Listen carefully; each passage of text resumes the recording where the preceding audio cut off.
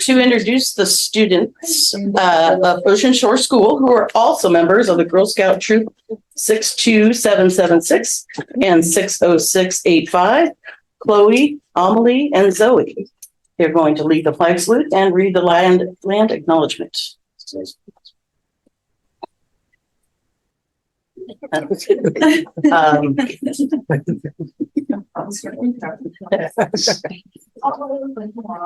this sounds good. Please stand.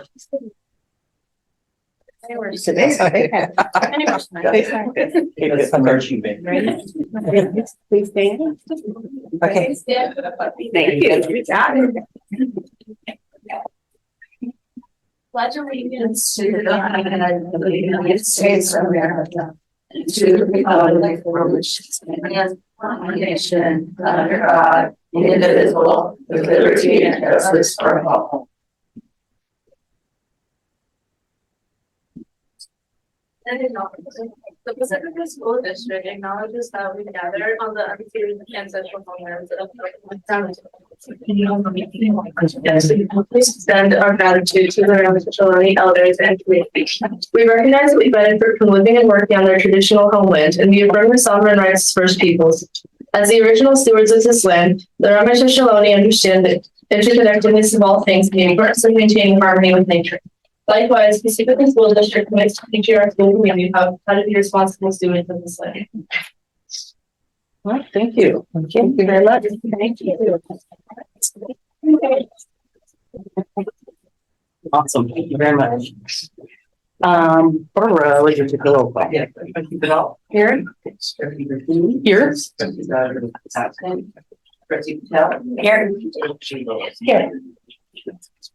The district records the audio portion of the meetings. All recordings are kept in the superintendent's office for 30 days and are available during that time for inspection by the members of the public on district equipment without charge. In-person speakers wishing to address the board on agenda or non-agenda items, please complete a request card with your name, address, and item number and submit it to the board president or superintendent. You'll be called to address the board and may speak for up to three minutes. Virtual speakers wishing to address the board on the agenda or non-agenda items, please submit your first and last name and agenda item you wish to speak on in the Q&A area of the webinar. Please do not submit comments or questions in the Q&A area. You'll be called to address the board. Your microphone will be unmuted and you may speak for up to 3 minutes. Please note, the public is welcome to provide comment to the board. Remarks are limited to 3 minutes unless extended or limited by the vote of the board. A maximum of 20 minutes, unless extended by the board, is allocated to each subject discussion. The Brown Act The Brown Act open meeting regulations under which the board must operate do not allow board members to comment on non-agenda items or information you may bring up that are not on the agenda. Additionally, no action can be taken. However, the board may give direction to the staff following your comments. All right, next action item. Says it is recommended that the Board of Trustees approve the agenda of the August 23rd, 2023 regular board meeting. Are there any questions regarding that agenda item? Do I have a motion to approve that agenda? Motion to approve. And a second? Second. All in favor, please raise your hand. Motion passes 4-0. Turn to the consent agenda. All items on the consent agenda will be approved with one motion, which is not debatable and which requires a unanimous vote for passage. If any member of the board, the superintendent, or the public so requests, any item shall be removed from this section and placed in regular order of business following approval of the consent agenda. Are there any questions regarding these consent agenda? Do I have a motion to go through the consent agenda? Okay, and do I have a second? A second. All in favor, please raise your hand. Motion passes 4-0. Let's see. Let's move on. All right, next is our superintendent special recognition. Dr. Williams. Thank you. As everyone knows that we are so excited at Pacifica School District in terms of the partnership that we have with community members, also with our families, and some are family and community members and our staff and everyone alike. Every once in a while, you have a community partner who goes that extra run in order to ensure that all of our students are well, that they're nurtured, and they're in a wonderful learning environment. And so this evening, I am excited to be able to present acknowledgement and a hearty thank you to the members of the St. Bridge Summer Camp.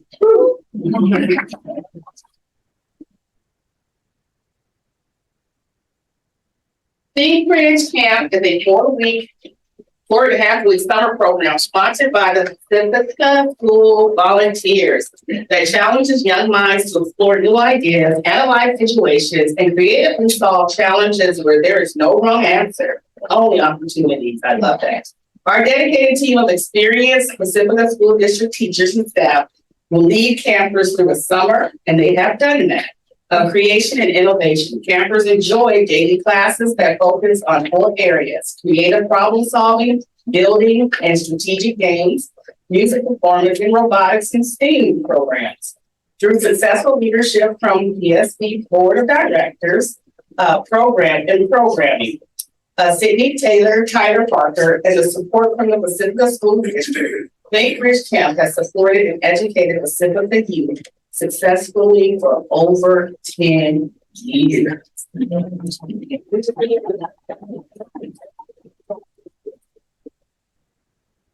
going to ask if Patrick Thayer will come up along with all of the members. Go, Matt, go. Come up. You come on, man. No. I can't. I'm not. No, all right, great.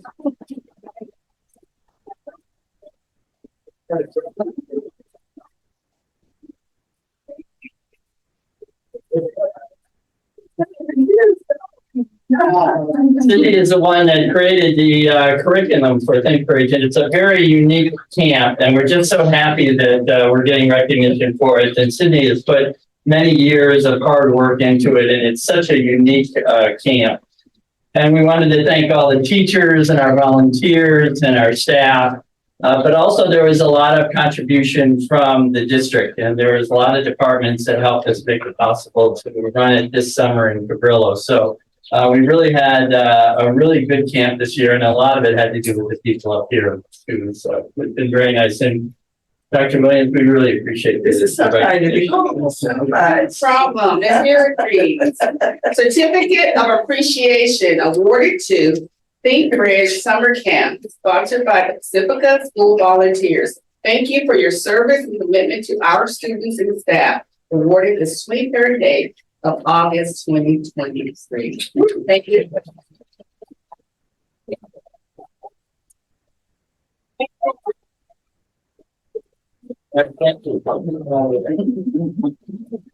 All right, thank you so much. All right, on to the communications. Our first communication is from LSCA. I have to come by and I have to see how I yeah, and I was ready to take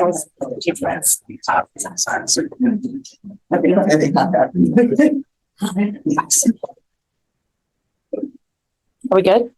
All right, Megan. All right. Believe it or not, it's been only 6 days of school.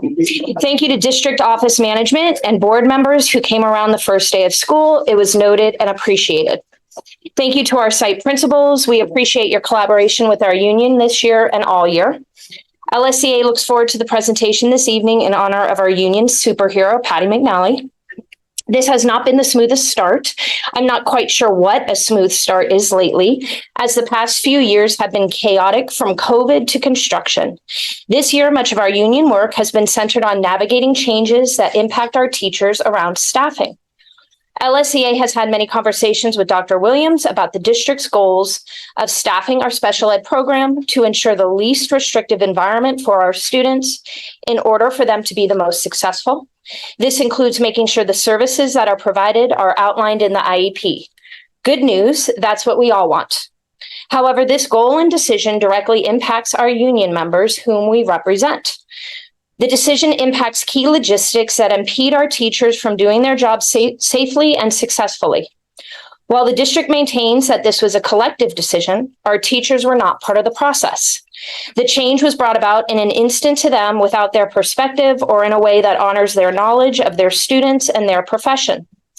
LSEA has heard from our SDC, RSP, and general ed teachers impacted by this decision. Each member has voiced their similar concerns of the direct impact on them and their students. We have been sharing those with Dr. Williams and district management. The teachers continue to feel mistreated, disrespected, and riding the constant cycle of craziness in the operations of our district. We do appreciate Dr. Williams' time in communicating with LSEA leadership about the process, the reasons, and the rationale. We also appreciate she met our request to meet personally with the teachers directly impacted this afternoon. The teachers and LSEA leadership met after their meeting today. The issues, however, still remain. It was shared that Pacifica School District, specifically SDC, is under a level 2 compliance and is receiving monitoring by the state for least restrictive environment percentages. Currently, the amount of inclusion mainstreaming needs to be higher. It is expressed that this could partially be due to clerical errors, misunderstanding, or lack of knowledge on how to appropriately calculate the percentages. Even further impacted by the recent revelation of staff changes around staffing norms for special day classes. The new staffing norm that was revealed was irrelevant to the intensive or extensive needs of students. Considering the goal of increasing our least restrictive environment percentages is counterintuitive to reducing the support to special needs students to have success in the general education environment while reducing the scrutiny by the state of California. This simple decision on paper has far-reaching impacts to our school district as a whole. LSEA is interested and eager to see next steps to ensure our talented teachers feel safe and successful at their jobs. As always, LSEA remains committed to working collaboratively with our district leaders. Trustees, you receive emails from constituents and a handful from LSEA president. Those emails are not just from me, Megan Elsbrand. I am writing you on behalf of over 120 educators in Pacifica. Like these public comments, those are collaboratively written messages that contain more than my voice. A lack of response or acknowledgement of those emails is a lack of response or acknowledgement to those educators.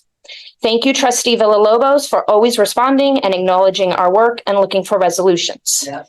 Tonight, we have some of our educators physically present in support of this message tonight. Please support our special educators and please work collaboratively with us this year. Thank you.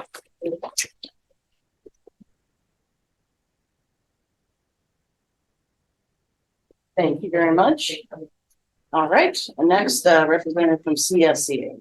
Hello, my name is Nicole Sayers, and I am the president of CSEA Chapter 128.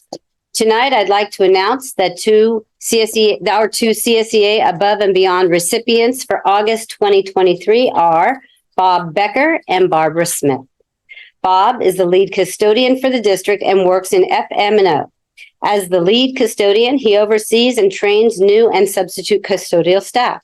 He is also responsible for ordering all janitorial supplies so that we all have a clean and safe work environment. Barbara Smith has worked for the district for many years, maybe 40, I'm not sure. She works in the IT department and sets up all our emails and knows everything about Synergy. She hand inputs all student information into our system so we can all look easily when we want to look someone up.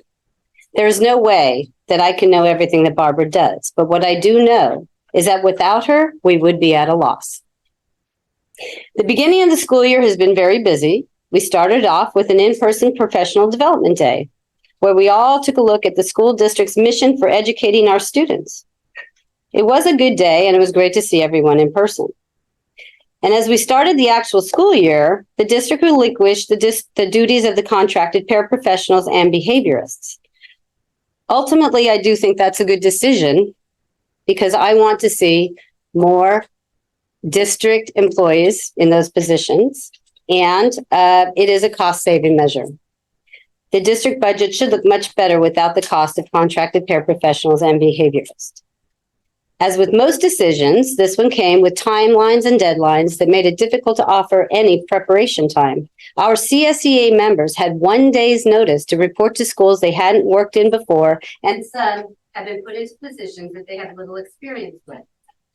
What I want to convey tonight is my sincerest gratitude for these members who are stepping up in less than perfect situations to do the best that they can to help their students in the first few days of school the best that they can.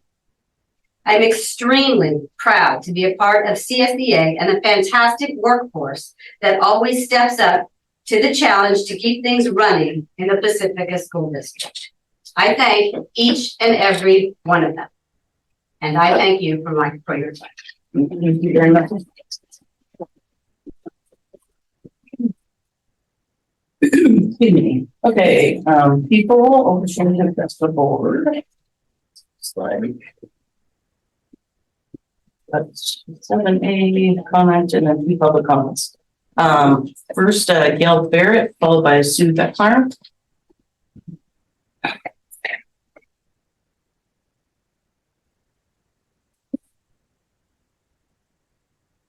Hello, my name is Gail Baird, and I'm a one-on-one paraprofessional at Ortega School, and I'm speaking on behalf of other special education staff. I have worked with my student for 3 years now, and have worked for the school district in special education for 15 years. The student that I work with has numerous special needs, and therefore many special services that I need to assist the student with. The most important help I give my student is to communicate using their AAC device, since he is nonverbal.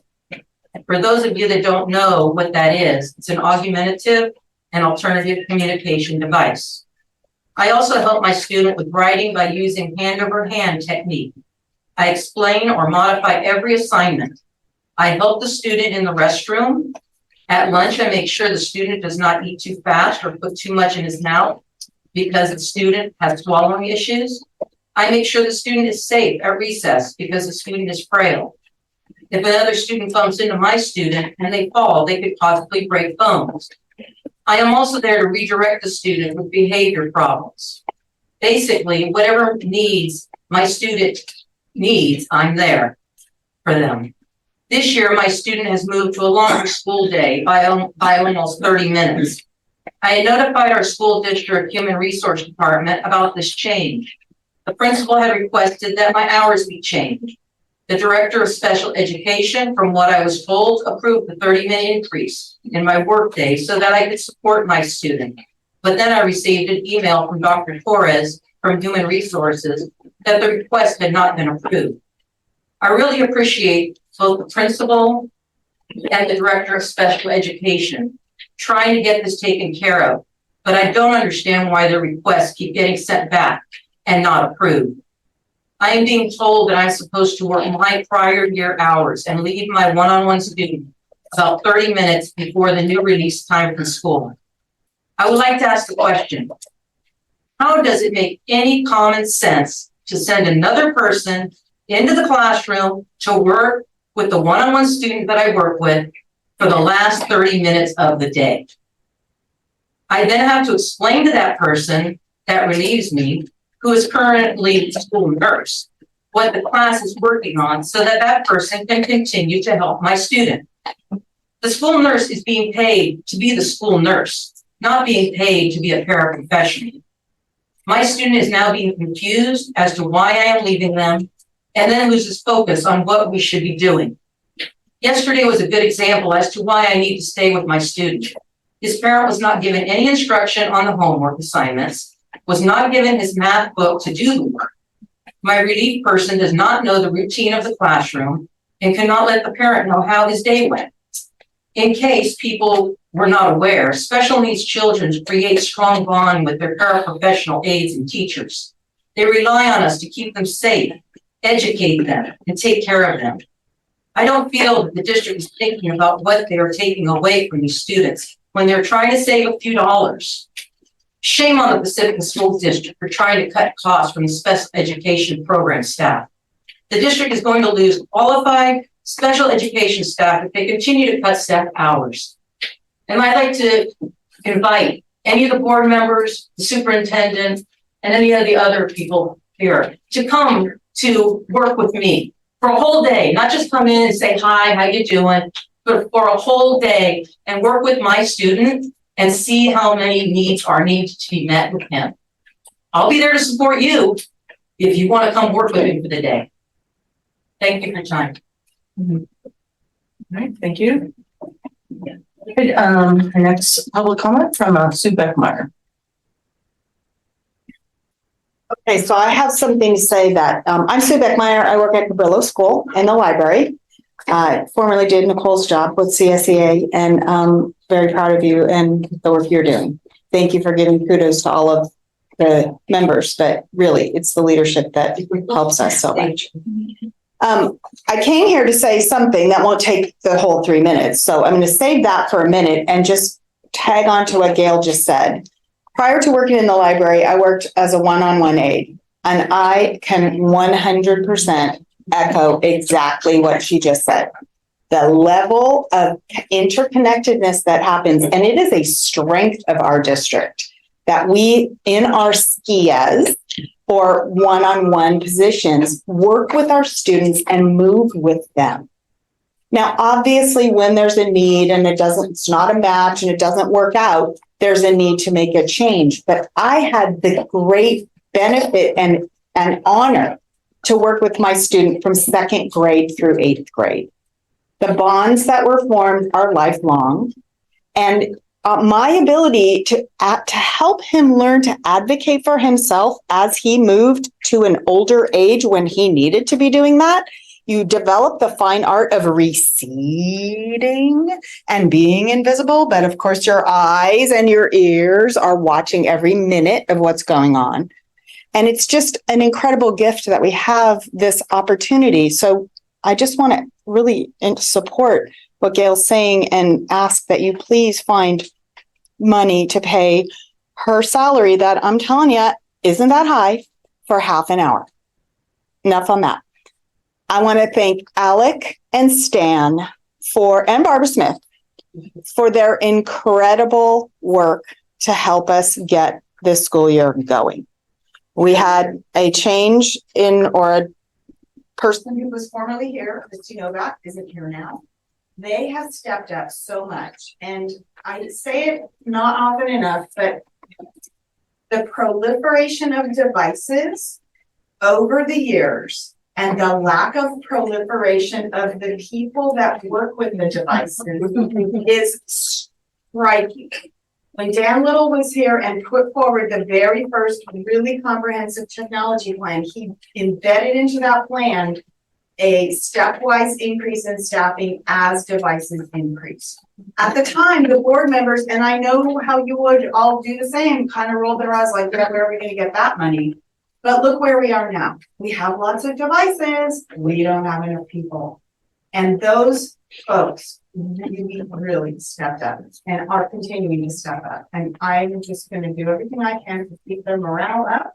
Because if I was working as hard as they are, I think it would be a hard grind, especially after being here all summer. So that's all I want to say. Thank you. Thank you. All right. I did see another card. For 7A. For 7A. Okay. And then is there anyone online wishing to speak? We have 4. Okay.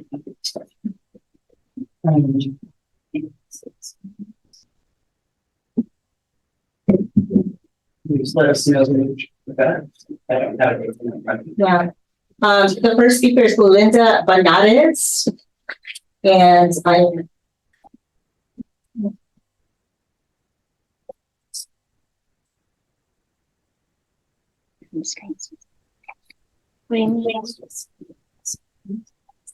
Hi, good evening.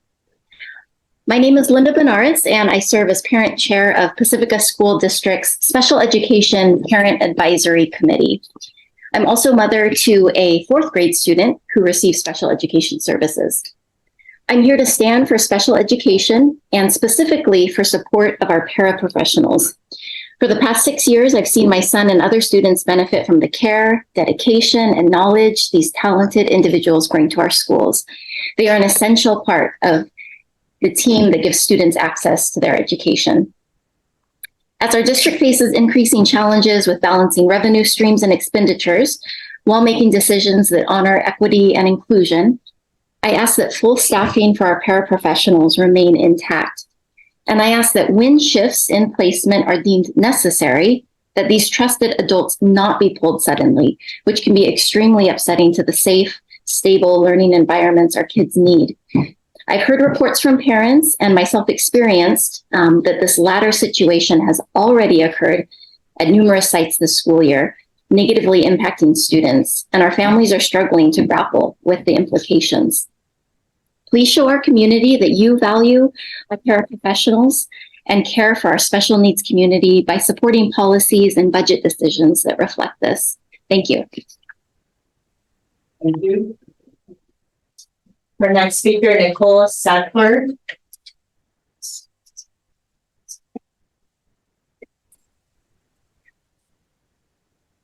Good evening. My name is Nicole Sackar, and I currently serve as the Ocean Shore School Site Rep on the Special Education Parent Advisory Committee. I am a parent of a first grader who receives special education services and who would tell you that she loves Ocean Shore, her friends, and her teachers. Challenged as she may be with her disability, my first grader is very proud of her community. I am here to stand for my daughter and for all of our students who rely on a stable special education program, but have not been able to access the paraprofessional support that they need and deserve. For my daughter's particular needs, a paraprofessional makes it possible for her to participate in a gen ed classroom. The one-on-one support helps to facilitate meaningful social interactions and provides the necessary prompting and redirection so my daughter does not find herself stuck at the top of a play structure after the bell has rung at the end of recess when all of her neurotypical peers have already made their way back to class. Difficult transitions for my child become even more challenging, and truthfully, I have come to question the dependability of her IEP when we learn last minute that an aide will not be coming and that there's also no substitute. One-on-one paraprofessional support is a heavy load-bearing pillar in my daughter's education at this point in her life. And without it, her placement is neither appropriate or free, as it's coming at a cost to my child. It has been heartbreaking to witness my daughter being denied her fundamental right to an appropriate education. I'm very broadly aware that there are budget constraints and rationale for the recent staffing changes. However, I ask that the board consider the very real constraints being placed on my daughter, other children, existing teachers, and staff when they're all left without the paraprofessional support needed. If I may suggest two things. First, increased transparency and communication with special education families regarding paraprofessional assignments and efforts to fill those roles. And second, consider measures to make open paraprofessional and special education program roles more appealing in order to attract and retain quality staff. Thank you. Our next speaker is Peggy O'Brien.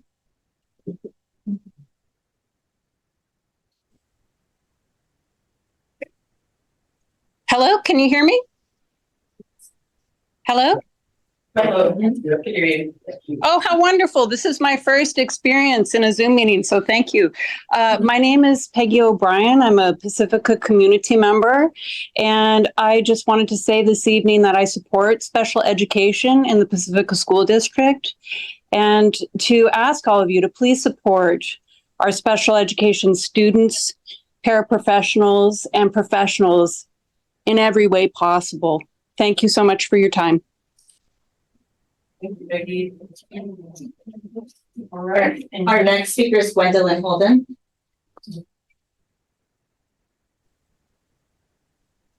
There we go. There we go. Hi, my name is Gwendolyn Holden, and I'm a sixth grade teacher at IBL. And first, I wanted to recognize what the parents said, that it's not access to free education if we don't have the support. So the students that don't get the support that they're supposed to have, it's not an appropriate setting a lot of times if the students aren't getting the support. But that's about her. But what I wanted to say about what I plan to say is I'm here to speak my support of the special education teachers and paraprofessionals.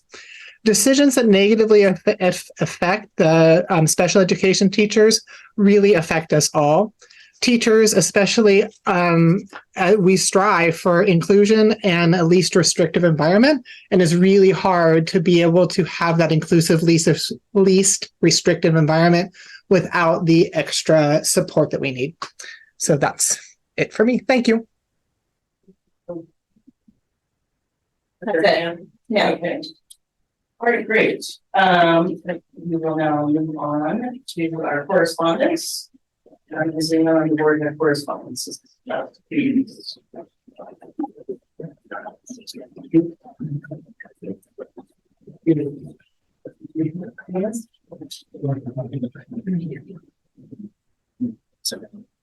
Any correspondence? I had a few emails and calls. One from Cecilia on DC regarding errors and concerns around that. Also been contacted by Michelle Gray and Jim Allen regarding the fields and addition and also potential price increases. Also, I got a call from former employee or soon-to-be former employee Gemma Cub regarding some retirement concerns. So I talked to the superintendent about all of this, and we're definitely addressing now. If anyone else have any comments? Okay. And we will move on to our board superintendent communications.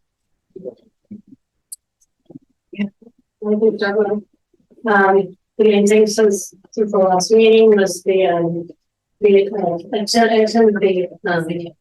personal development day. While the teachers and staff was the first day of that. And they were recognized for 2 years of service, 10, 15 of the person, 30, 40 years in there.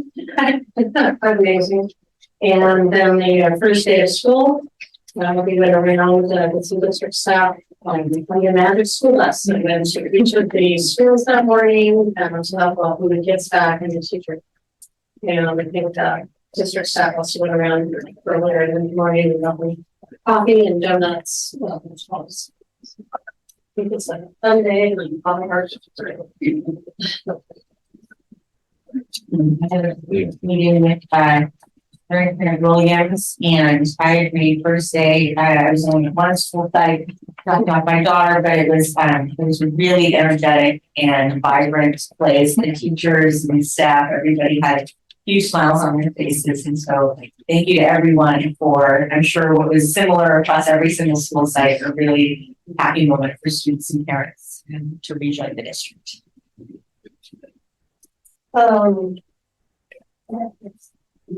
So I received the communications from Cecilia King, Larry Pelster, Stephanie Stein, Michelle Gray, and Jim Allen. They were about special education staffing and also the IDL, condition of the IDL. Well, I'm thinking that we should probably do letters and correspondence, and then communications is sort of like what we've done in our reach. I didn't get a chance to ride on the Magic School bus because I work at a school and it was our first day of school too. But I live right behind Ortega, and when I came out to leave, there was no parking in the street, and I was way up angry. And then I saw my neighbor who had two of his children, his wife, and I'm assuming grandparents, all walking together to school. So I'm sure it was a nice day. So I'm sorry I couldn't be there. And then I have her in the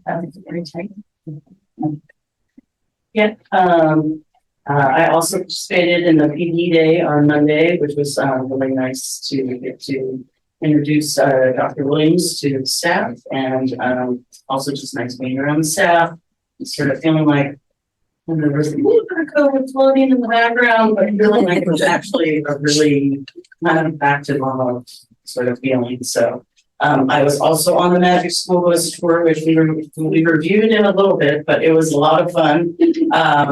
We went to hit every single school in the district that on the first day of school, and we tried to our best to say hello to students and staff as many as we could while we were there. But it was a great experience, and I also am just appreciative to everyone that is putting in the time on the campuses, because it was really it reminds me of how much everyone's constantly working to give these kids the education they deserve. So anyway, that was my couple of weeks. Hi, everyone again. I had the opportunity to organize and join the Magic School Bus along with our cabinet members. And it was really an outstanding opportunity for us to interact with the community, with schools, and also to meet our students who were wonderfully excited. And so we really enjoyed the opportunity. In addition, I've started my visits to schools. I had the opportunity to visit one of the SEC classes at Ocean Shore, and also to participate in recess and help with supervision, and also interact with the students. And that was really the joy and highlight of my week. And I will reserve and share more during the first day of school update with the principal of the school. Well, that rolls right into that.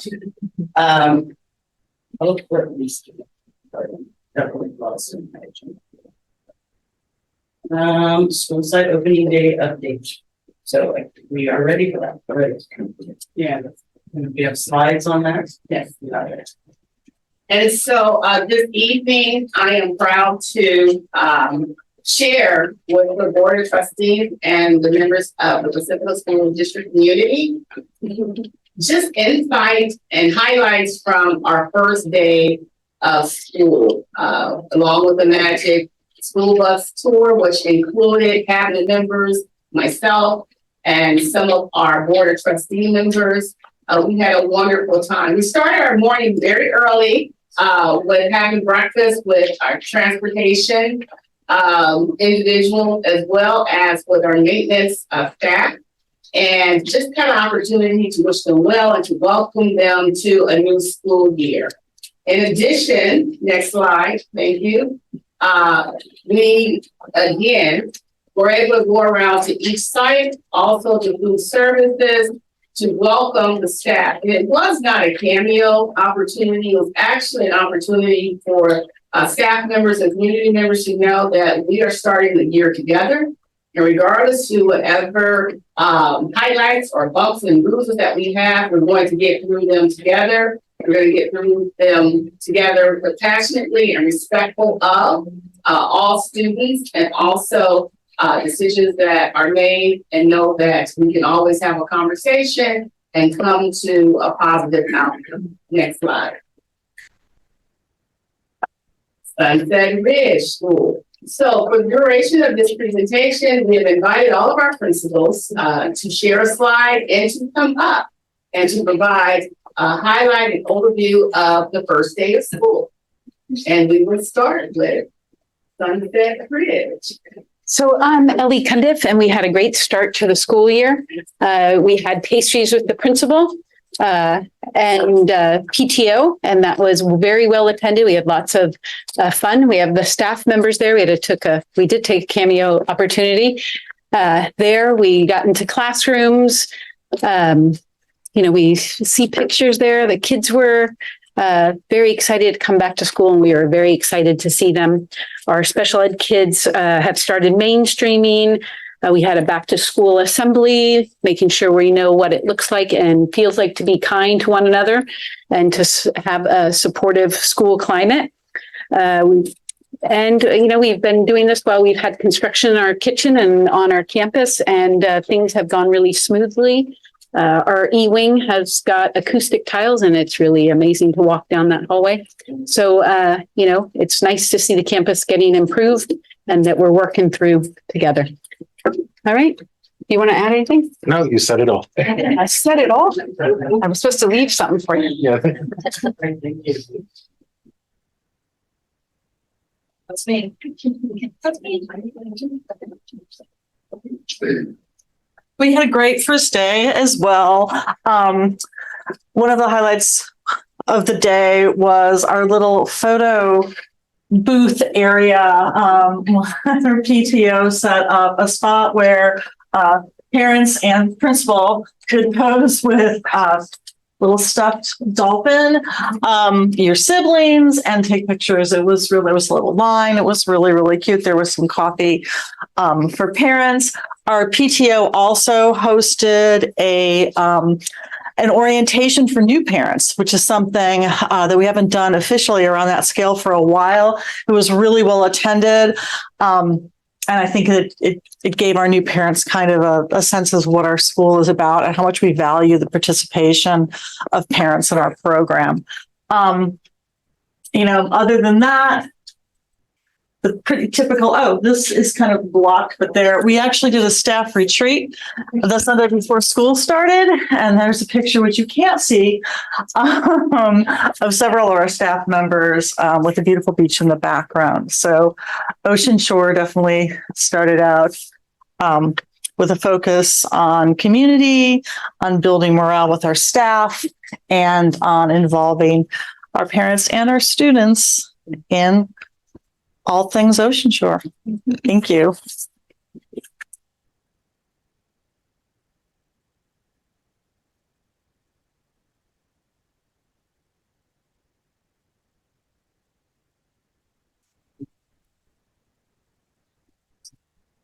So as you can see, and will take over. Yeah, sure. Ingrid B. Lacey, the comprehensive middle school. We were there. We drove the Magic School Bus there. I'd also like to point out that I drove the Magic School Bus. There was a lot of backseat drivers. But at Ingrid B. Lacey, they had a great welcome. When we got there, the students were all kind of lined up at the right where we pulled up, right in front of the school. So we jumped out and hooted and hollered and everything. And then Mark, as in one of these pictures, Mark Mark Bolter, like he does every single day. He was out there shaking hands and doing his big intro and energy. A lot of the middle schoolers were looking at the adults and saying, "Oh, this is a bit crazy, a little scary." But they came in and actually it really quieted down real quickly. The students got to their classrooms and they just started. That was the big thing about the opening day. And in talking with Miss Alderson, she said that the first day was very, very smoothly, much more smoother than she thought it would. Thank you. There was also a dance at some point by Will, but we'll save that. We don't have that video. At Ortega, we also had a fabulous first day. Our PTO decorated with balloons and a banner, and they hosted a coffee and donuts for our parents. We had colorful cones and signs so that students can find their new lineup spot on the yard. We have a great bond, right? Got lots of construction on our field. So we are moving to the smaller area. So we had an expectations assembly where I could introduce myself to the Ortega students and we can go over how we play safe on a much smaller space. And we have more recesses now. You can see Dr. Williams participating in our assembly. The students really enjoyed seeing all the big signs. And we ended the week on Friday. Our PTO hosted a ice cream social. So families and students got to come, socialize, meet each other, and enjoy a sweet treat on that hot afternoon. Thank you.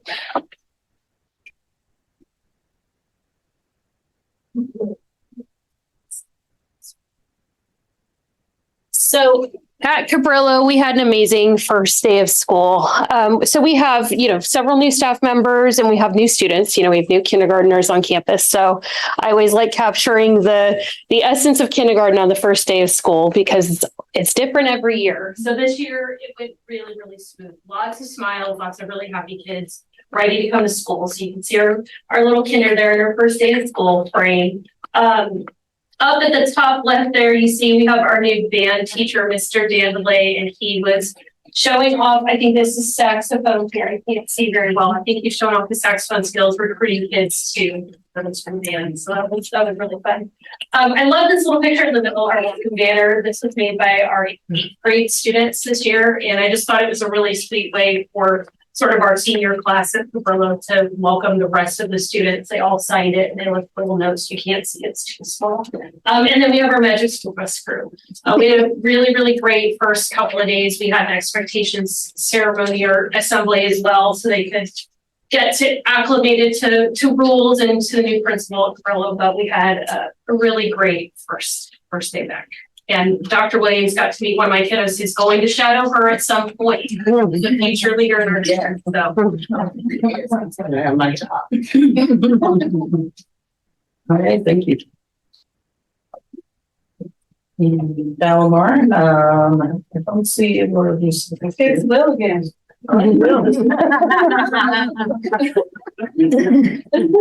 Balmar.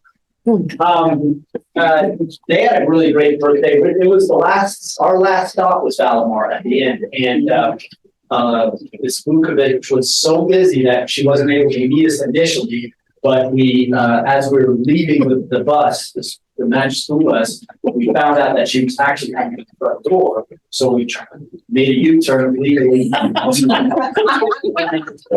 and went in and joined her. That's the picture that you have up there. She came running out and joined us for a picture in front of there. And there's the other part. That's their wonderful office staff that came around to the picture of themselves. I was very impressed with the happiness that they had in their faces, and I know it was a very chaotic time in the front desk. That's Derek, right? Derek, I can't see.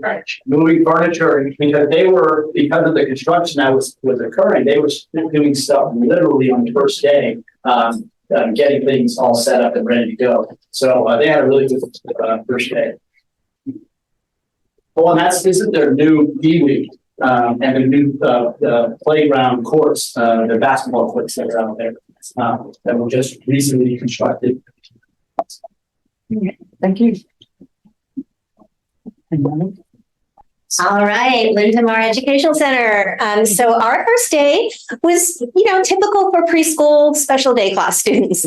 They were a little timid coming in, even though most of them had been there before. We had a couple brand new kiddos. So they warmed up pretty quickly. It was a pretty quick and efficient drop off because parents are kind of like, here you go. We're out of here. There is no coffee. There's no, they're just, we're good. We're good. We'll see you in 4 hours. And it went really well. The kids are transitioning back into school after being off for several weeks. They all attended extended school year through the summer. So they were with us until the middle of July. But now they have, a month off and get back to being in school. We enjoyed the Magic School Bus coming and meeting us in the office. And then also our preschool assessment team. They got to meet and hang out with for a little bit and talk about how things are done at Lindemar, which is a little different than all of the other schools. But we are off to a good start and everybody's settling in nicely. Thank you. I'll share a little bit about our startup of the year in special education, not necessarily first day, but just some highlights of the start of our year in special education. First, we reopened the WAVES program at Ingrid B. Lacey Middle School. So this is a specialized program that I know that we've had it here in the district for reopening, and it's for students that require a smaller setting for social and emotional difficulties, per their IEPs. So we're starting with a relatively small number, but we hope to be able to make placements with our students who need that placement. So that program is up and running. Also with our resource specialist program, we have, and Betsy's really been instrumental with this. We've added a curriculum called the Sunday system, which is an Orton Gillingham based methodology for teaching language arts. It's at Orton Gillingham's kind of the go-to for that, and especially students with dyslexia. So it's that approach, and we're really excited. Our teachers have already been trained. They were trained last Friday. They're all right here. Really looking forward to implementing that for students who have goals in the areas of language arts with our resource specialists. We've talked about just being very cognizant of student needs and IEPs when we're staffing our classrooms. So we've been looking at all of our programs, all of our services, really making sure that we're staffed correctly and efficiently According to for our students. according to students' IEPs, you're right there. According to students' IEPs, for sure. Positive behavior supports, and I put the methodology of PROACT training, which is a safety training that we are going to continue to do this school year. We have 2 in-house trainers. Our new manager of behavior and related services, Stacy Jiang, just got trained to be a trainer. And then Nicole Sayers is also trained to be a trainer. So we'll continue those trainings of our staff. It's kind of challenging logistically because it's like 15 hours of training that's necessary. So it's sometimes a Saturday is going to be needed. But we're looking forward to getting those set up really soon. And then just always refining our assessment systems, our referral systems, making sure people understand what it is, how they go about it, and that we have like the proper communication and from all those things. So thank you. Thank you.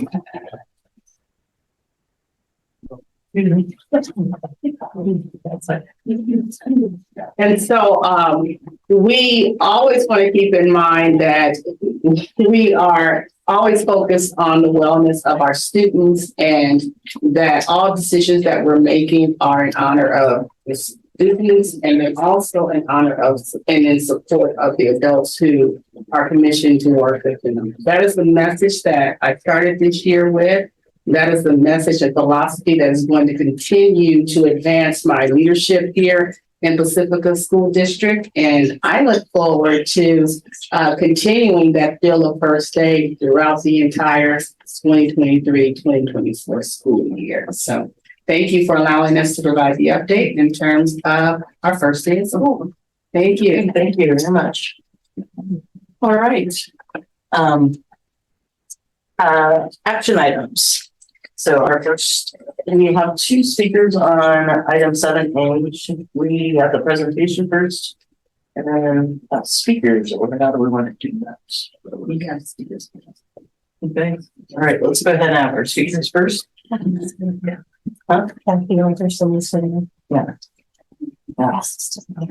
All right, so let's go ahead. Great.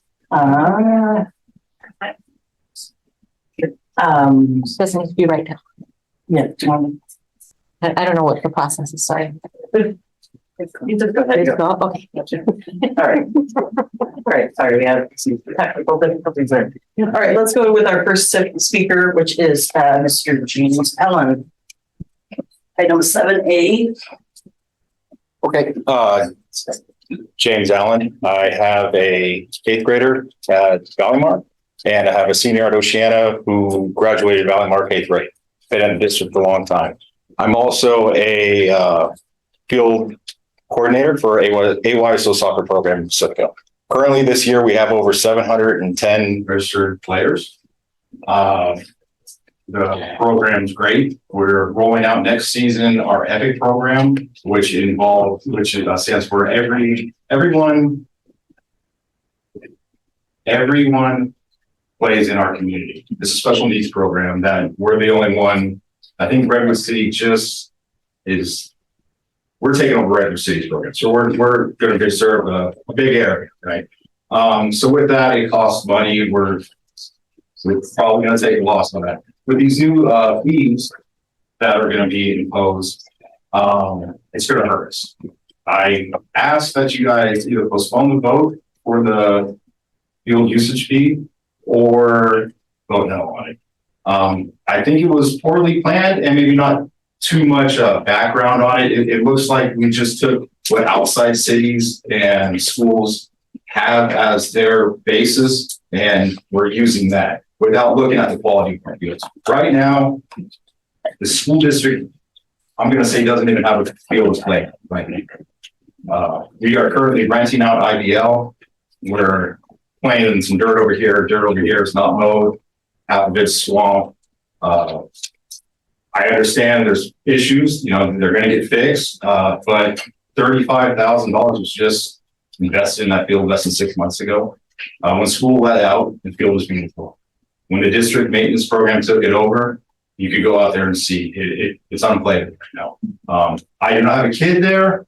Word of mouth, they're not allowed to play on PE or recess on this field right now because it's unusable, right? So that was $35,000 basically.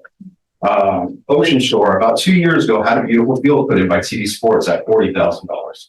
Go there now, it's unusable. It looks like a desert land.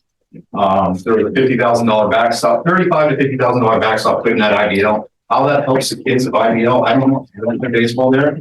You don't play softball there. They can play kickball, but if they need $50,000, $35,000 to $50,000 backstop, I think the money's being managed.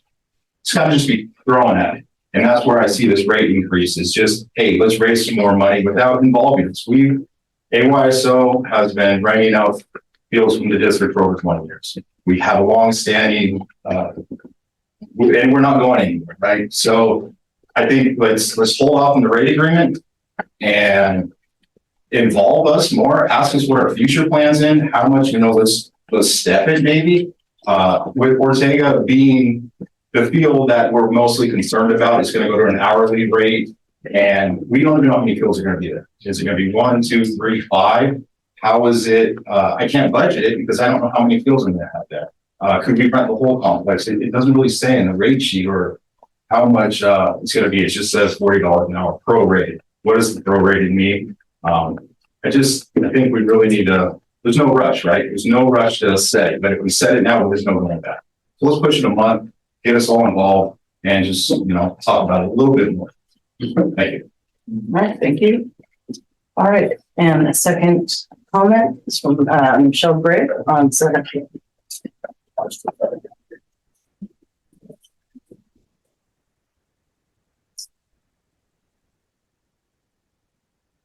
You may have one more speaker. Okay. He'll submit his thing. Hi, everyone. My name is Michelle Gray. I have a 8th grader at IBL. If you got not, I live in my school right here, and I have a 4th grader in Pacifica. I come to the meetings quite often and try and reach out and interact to give everyone a little perspective on what I see. Right, so I consider myself sort of boots on the ground. People are busy or not on all the campuses all the time. So IBL is a particular passion for me because one of the many strengths of that school is their daily PE program. It's huge. You heard about Mark Bolter out there cheering kids on. Middle school is hard for these kids and have a fabulous PE program that even non-athletic kids love is really wonderful and profound and so important. This is my daughter's 3rd year at IBL, and it's also the 3rd year at IBL. She can't go out and play on her field.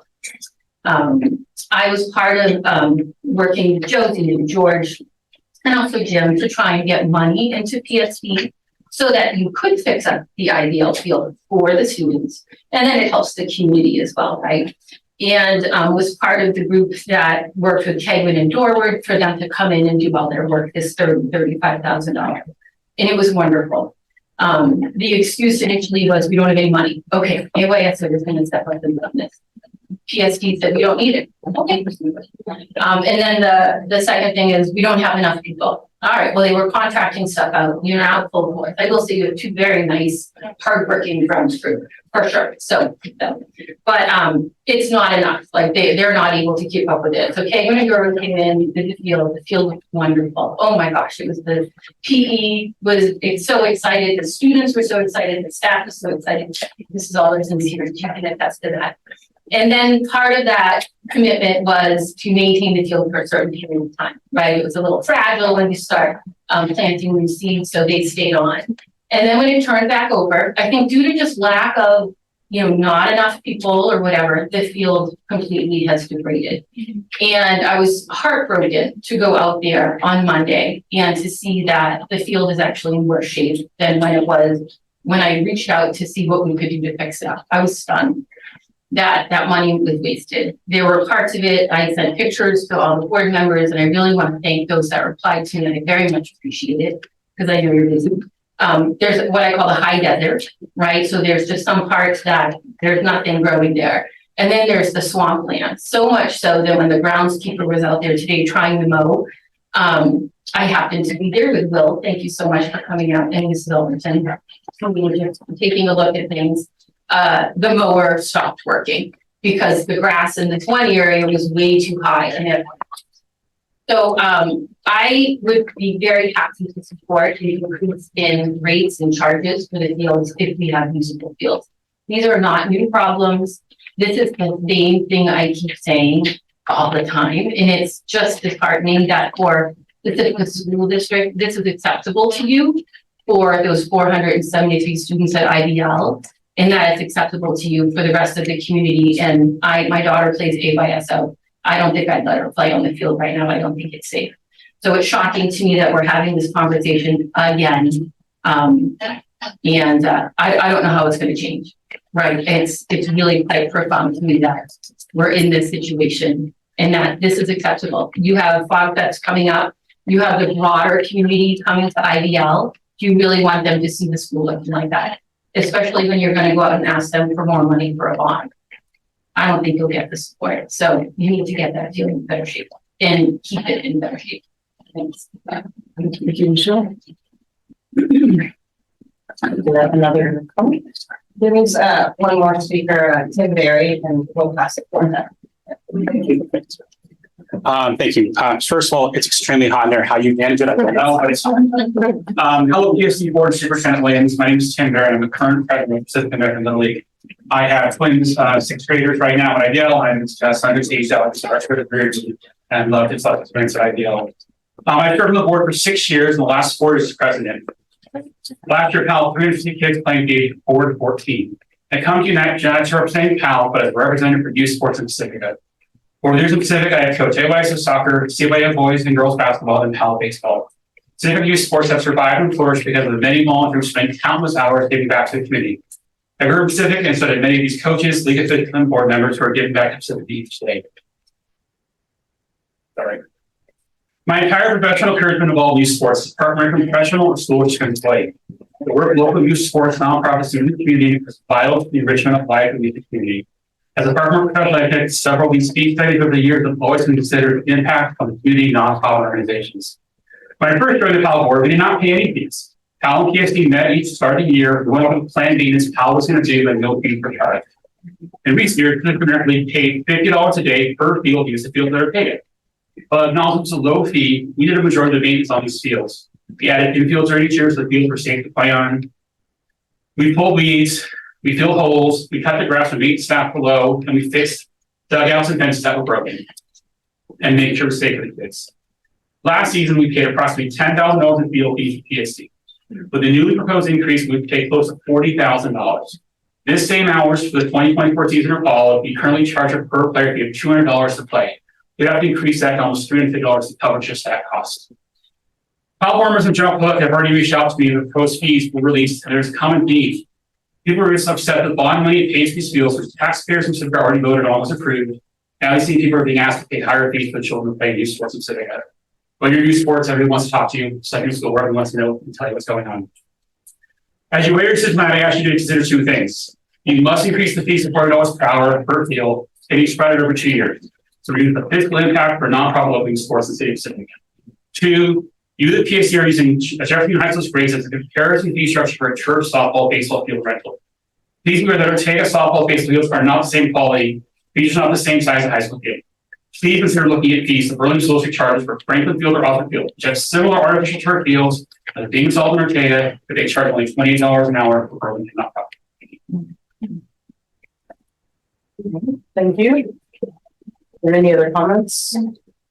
All right, so,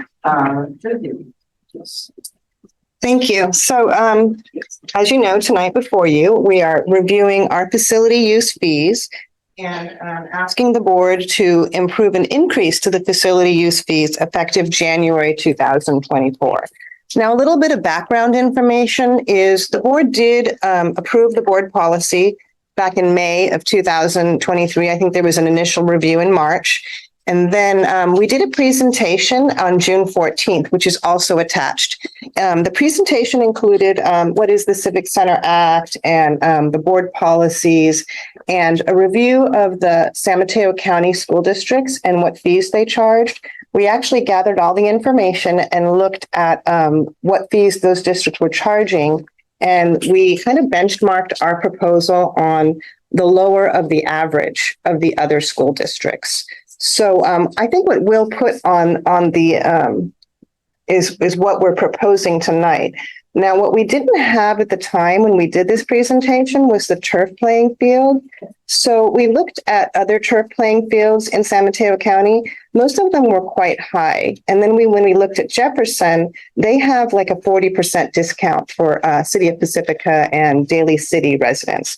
So we benchmarked our turf playing field on the Jefferson Union High School rates at $40 per hour for nonprofit and $100 for profit. Now, the one thing to note in this proposal is the Ortega field is going to be a multi-use field. We're looking at having several soccer fields on the field. There's going to we'll have a picture for you coming up, not tonight, but in a future time. There's going to be 2 baseball diamonds and several soccer fields. So it is feasible that you could have 2 to 3 users at the same time. So this proposal includes prorating the $40. If there's 3 people using the field, that amount would be prorated based on the 2 or 3 people. So these are the rates we're looking at. And one of the things we did talk about in June is our district was charging $50 a day, currently is charging $50 a day for use of all school facilities, not just fields, but outside basketball courts, classrooms, conference rooms. The only one we were charging per hour is the IBL gym, which has very high use in our district. So this is kind of like looking at switching from a daily rate to an hourly rate. And in looking at that, we also didn't want to price it too high.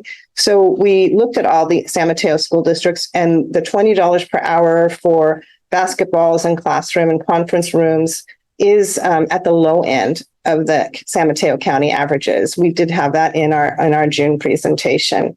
The other thing is, for organizations that are directly related to the school district per board policy, there is no charge except for like direct charges of custodial fees.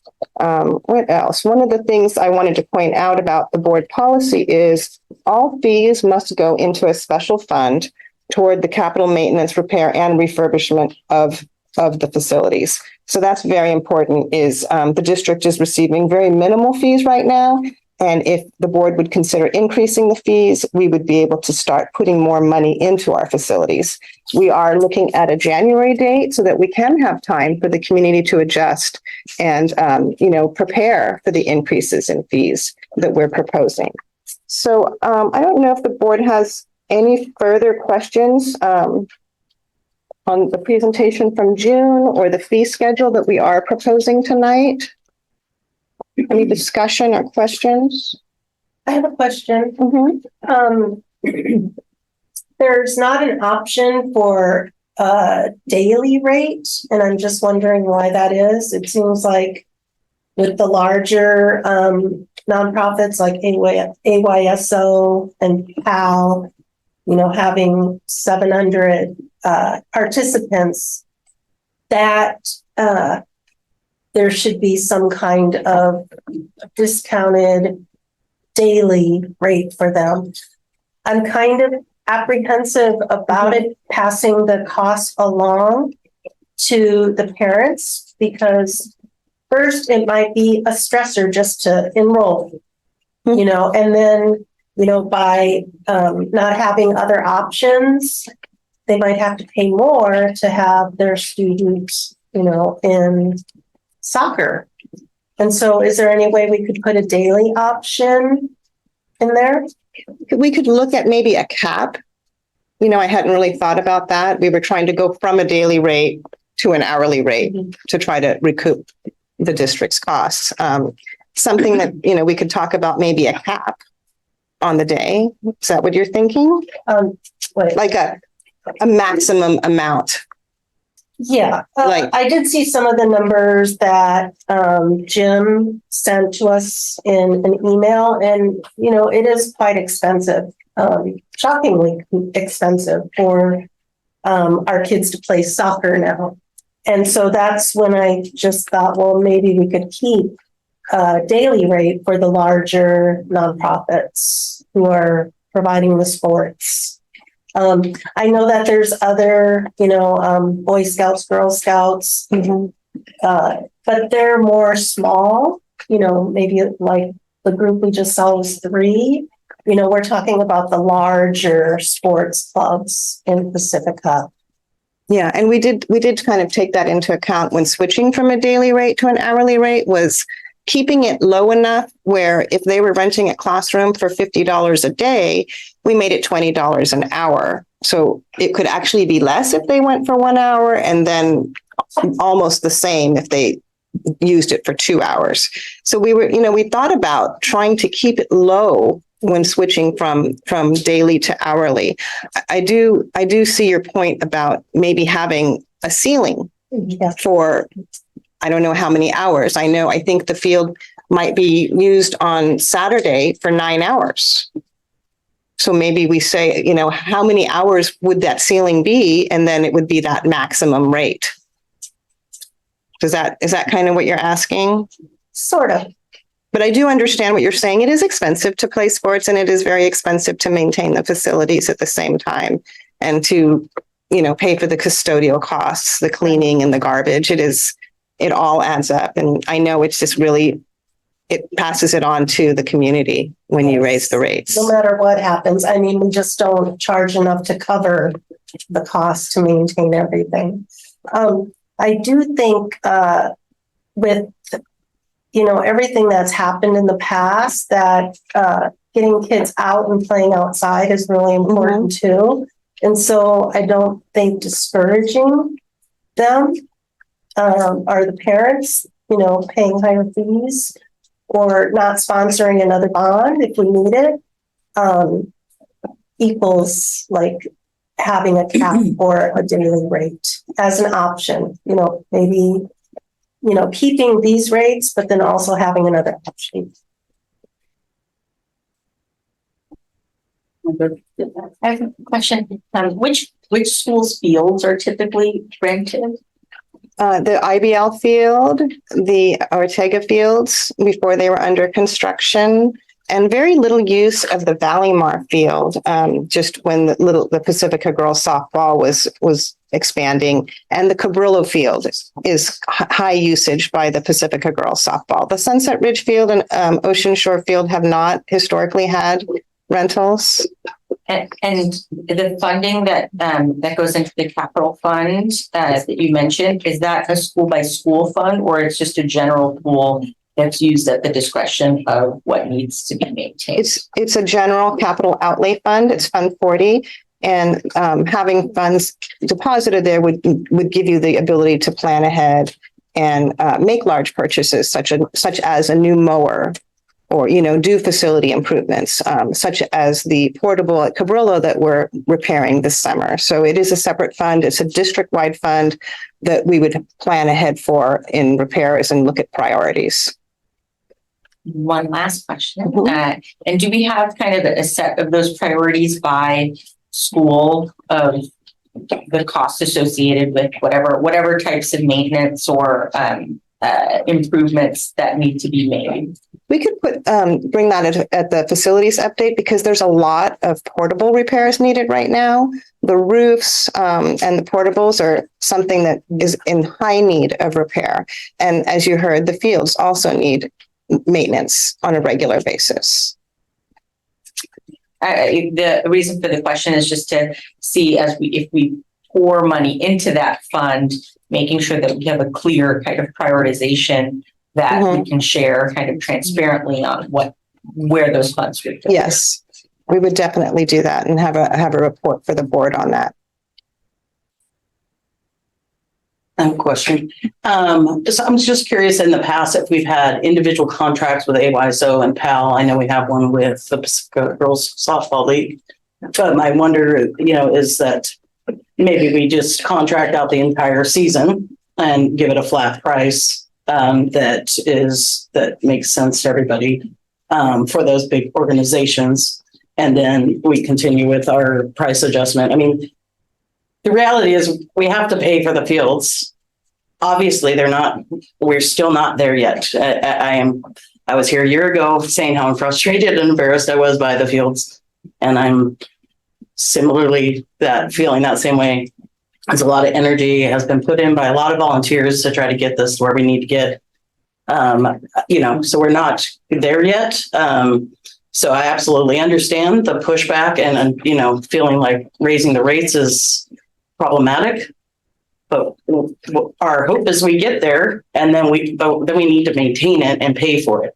So this is a place where we're in this kind of a pickle because we understand the community, wants low rates and we all would like to give that, but at the same time we have to pay people to maintain.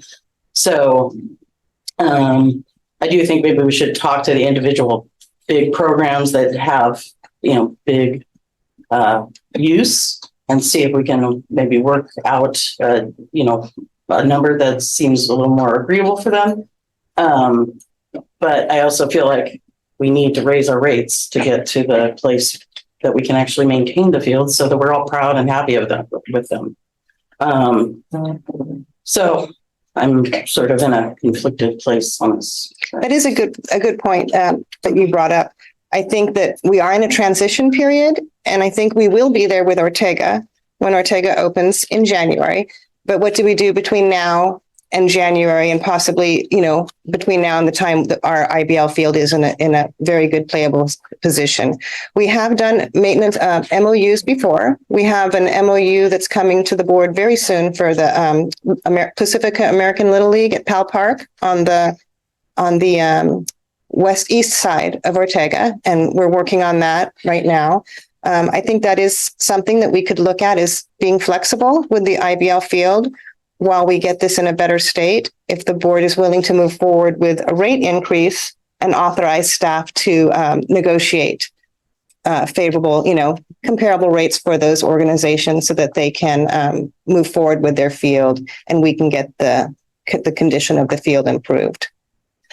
Maybe I'm not articulating it well, but it is something that we can look at is trying to work with them through this next season, the fall season.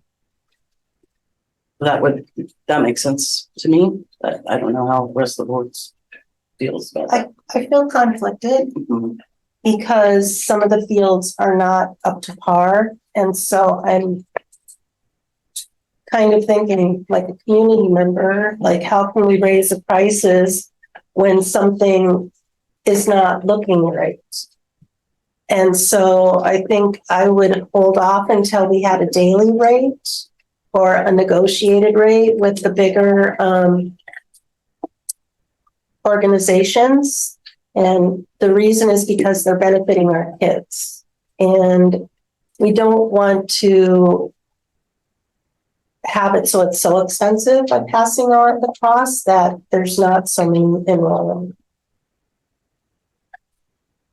I guess my only comment would be I really like some of the ideas that were brought up, Josie, around a cap, things like that kind of create a little bit of a soft landing for our high use partners of our field.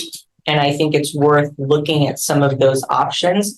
I think in general, it's hard to see a path of how our fields get fixed if we don't have funding for it. So I'm in favor of moving towards a more comparable rate to the county. But I also like those ideas that you brought up, and I think those should be incorporated in to see what a cap looks like, maybe an MOU. Although I'm hesitant to treat different organizations differently, especially if they're nonprofits. But yeah, I think those ideas are really good and should be embedded in the proposal. And I'm pretty much the same, increasing the rates in general, eventually, like you said, it could be January or later. But with the big groups that are here working something out, like I said, either a cap rate or some discount or something that really, let's see how it'll go next year with how it feels like and how we're taking it, see how it ends up. But for the general public, I wouldn't be opposed to an increase. So I kind of feel like we should probably table this and then work on those couple items, maybe reaching out to AYSO and PAL and then maybe a cap that makes sense compared to the last, the historical. Okay, and so far as timeline goes, we want to give the community enough time to adjust because there are a lot of other users for the facilities. So we could work on this over the next month on a possible daily cap amount and then bring it back to the board in September or whatever. Yeah, we can do September 13th if you would be ready for that. September 13th, we could bring it back. I'm considering the recommendations and comments this evening, and then we'll update it. And also we can share it prior to for your review and weekly update. Okay, thank you. Thank you for the direction. All right. Next is Mr. Will Lucy and the consolidation application for 2023-2024. Yes, what you have in front of you is a recommendation that the board approve the 23-24 consolidated application to the California State Department of Education. The consolidated app is prepared annually. And what is attached is the proposed certification of the 2023-24 spring release. There's two cycles to this. There's the spring release where you get up there. Yeah. This is new. This is new. So the consolidated app, there's two releases. There's the spring release and the winter release. This is the spring release. It is a bit delayed in that the spring release was supposed to be completed by the end of June and approved before the school year started. But because of delays, kind of as a happening of COVID and the delays before that. So this is kind of a trickle down delay that it wasn't released until the beginning of August. And the certification, the deadline for certification is August 31st, which is why I bring it to you today. The Con App is prepared in conjunction with the LCAP process, but it involves the federal funding. And the LCAP federal addendum and the Con App are reviewed and approved by the school board. The spring release and the certification application was attached to the board agenda.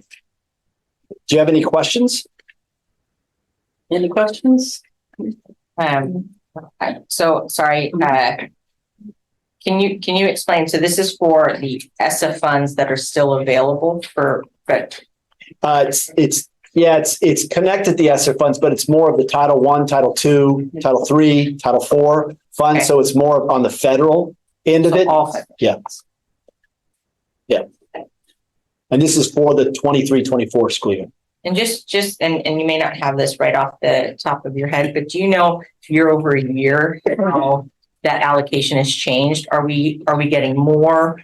Are we requesting more or less federal funds? And I know a lot of this is tied to student population, but do we have a sense of Title III has pretty much been around the same. I think Josie could really comment on this. Title III is English language learners. English language learners, and I just found out today because it was released today. The appropriate and it's $28,114 for Title III. Title I kind of goes back and forth because it's dependent on how much they're giving for each student that is socioeconomically socioeconomically disadvantaged. Yeah. And then Title II has been pretty much the same. There was 1 year about 3 years ago that it got cut pretty significantly for I don't know what reason, but and that's professional development. That's professional development. That's a teacher quality. It's a teacher quality one. And in Title IV has always been 10,000, at least as long as I've known it. That's mostly for technology.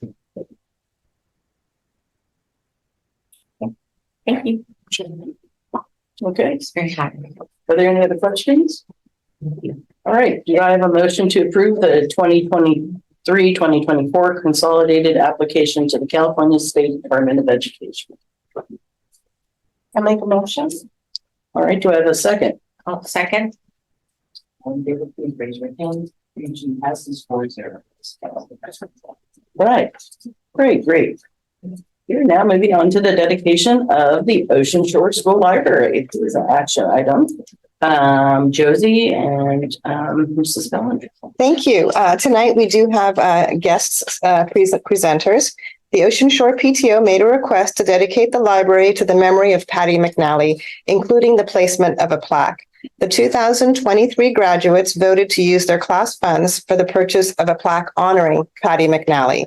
The PTO hopes to unveil and install this plaque in mid-October to coincide with Ocean Shore's 50th anniversary celebration. And we do have Jean Bellinger, and I'm not sure if Kendra's here as well. I'm here, but Jean's not. All right. Okay. All right. Yeah, there we go. Virginia, you can wave, you're in the picture.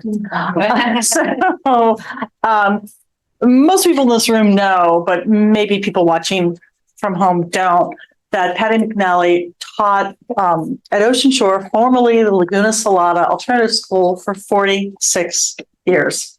She was instrumental in forming the hands-on experiential community-focused program that Ocean Shore still embraces. She pioneered programs such as Ocean 411, overnight field trips, and the annual Winter Bazaar, where students sell their handmade crafts and sometimes their parents' handmade crafts to raise money for local Pacifica nonprofits such as the Pacifica Resource Center. That was our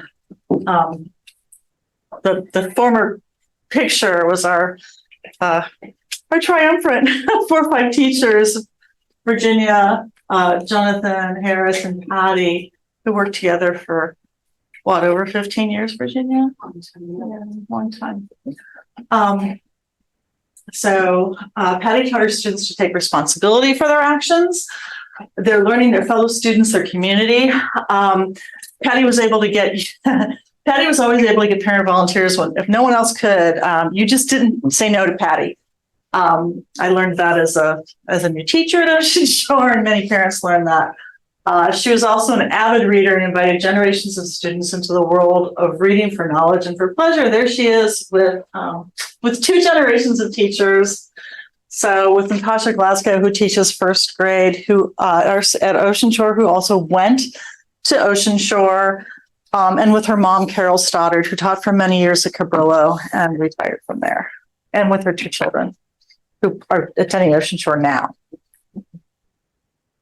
So that was a Zoom meeting. That was election day, and so we all wore our pearls in honor of Ruth Bader Ginsburg, actually. So anyway, Patty gave her heart and soul to the Pacifica School District Day and Diep for 46 years. She supported students and their families, advocated for her colleagues as an active member of LSEA, and taught all of us to support the entire Pacifica community. She was unrivaled, and she deserves this honor. We ask you to support our petition to dedicate the Ocean Shore Library in memory of Patricia A. McNally. In October, we are commemorating our 50th anniversary and would love to add the unveiling of a plaque dedicating the library to Patty. thank you for your continued support of our school, all of you, and our desire to honor Patty McNally's decades of service to the children of Pacifica. Thank you. Thank you. Resolution. Can we read the resolution or someone else want to read the resolution? Trustees. You're gonna read the resolution? We were gonna read it around, but I do not need to read anything. okay, all right. We will read it and then we will vote on it.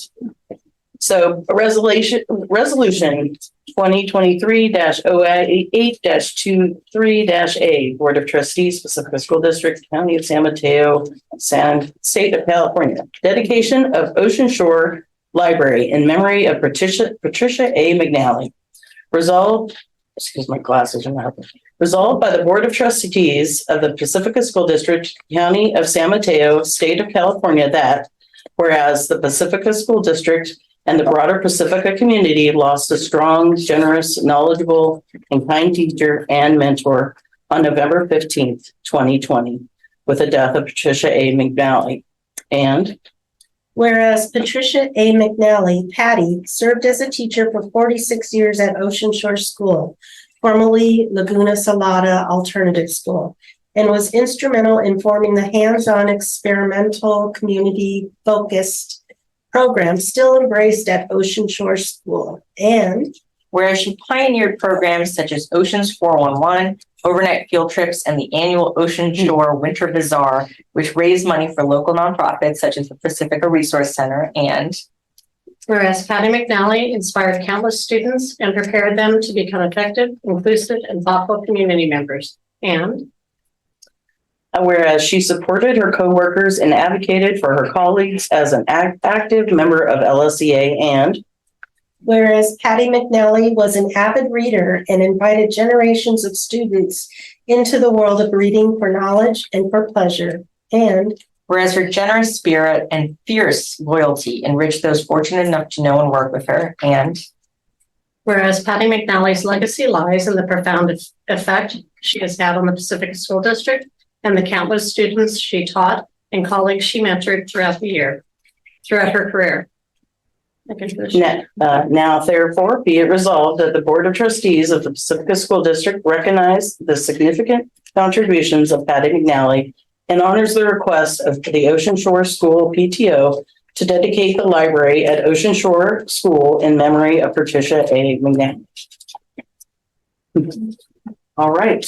Do I have a motion to approve this resolution? A motion to approve. Okay. I'll second. All right. All right. Thank you.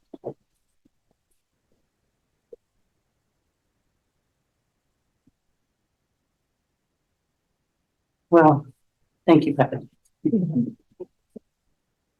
All right. Next is the approval of the Board of Trustees 2023-2024 meeting calendar. It's an action item. Let's see. I think all of us reviewed the dates. Yeah. Were there any questions or concerns regarding the dates that were proposed? Okay. This is just for the school calendar. Yeah, just the school calendar year. We're just finishing up our meetings. So do I have any questions? Any questions regarding this item? I likely will not be able to make this September work study. Okay. Time frame. Well, that baby. Okay. Just to acknowledge. All right. Not because I don't want to. I would prefer to probably. All right. Do I have a motion to go ahead and approve the draft board meeting calendar dates for the second half of the 2023-2024 school year as presented? Make a motion. Okay.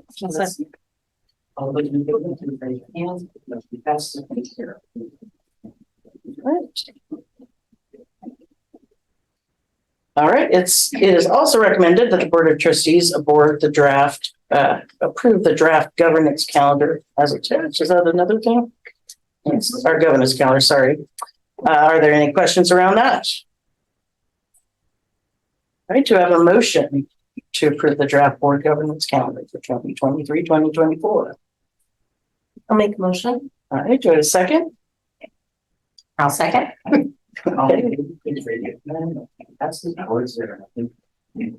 All right. And we're on to the Board of Trustees, Superintendent's recap and future agenda items. Would anyone like to make a comment or recap anything or concerns or thoughts for the future? Future agenda items. So big. Just, I'm you know, gonna leave it with Patty. what are thoughts? Yeah, I think that was a wonderful proposal to bring forth. And then I the only other comment that I will make is, you know, our district, like every other district, has so many things that we need to improve and continue to work on. But just hearing the stories and my own visits of school campuses, what's amazing about this district is that the folks that are facing students and parents, they're not showing that, right? They're showing kind of this amazing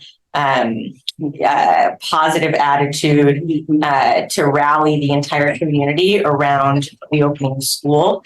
And we will deal with and we will, fix the things that need to get fixed. But I just appreciate that from all of the teachers and staff around the community. Thank you. Other comments? Right. I just want to echo the same sentiment. I do appreciate advocacy always, particularly for children.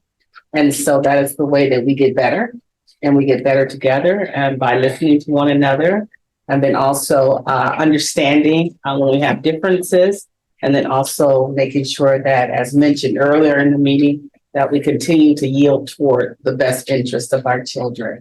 And so just welcome continuous feedback and growing together alongside of everyone in the community. Great. All right, thank you.